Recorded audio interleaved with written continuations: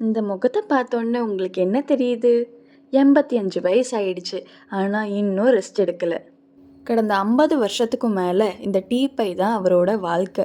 இது வெறும் ப்ராடக்ட் இல்லை, அவரோட சுயமரியாதை.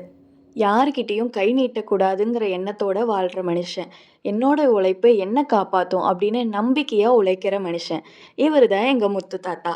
அவரோட ஸ்ட்ரென்த் யார் தெரியுமா? எங்கள் பாட்டி தான். 2 பேத்துக்கும் ஹெல்த் ப்ராப்ளம் இருந்தாலும், வெயில் இருந்தாலும், மழை இருந்தாலும், கிளைமேட் சேஞ்சஸ் இருந்தாலும் 2 பேரும் சேர்ந்து இந்த வேலையை விடமாட்டாங்க.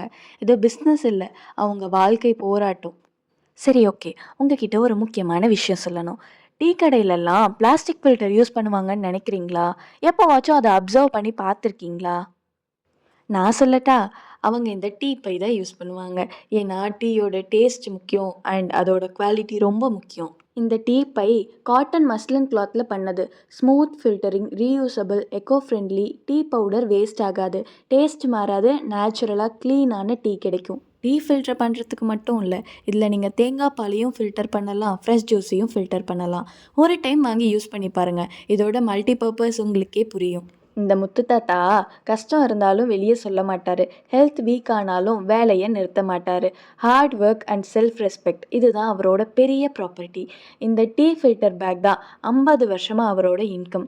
இந்த கை இன்னும் வேலை செய்யுது. உங்களுக்கு சப்போர்ட் பண்ணணும்னு தோணுச்சுன்னா ஒரு டைம் இந்த டீ பையை வாங்கி யூஸ் பண்ணி பாருங்கள். இந்த பேஜை ஃபாலோ பண்ணுங்கள், உங்கள் ஃப்ரெண்ட்ஸ் அண்ட் ஃபேமிலி கிட்ட ஷேர் பண்ணுங்கள்.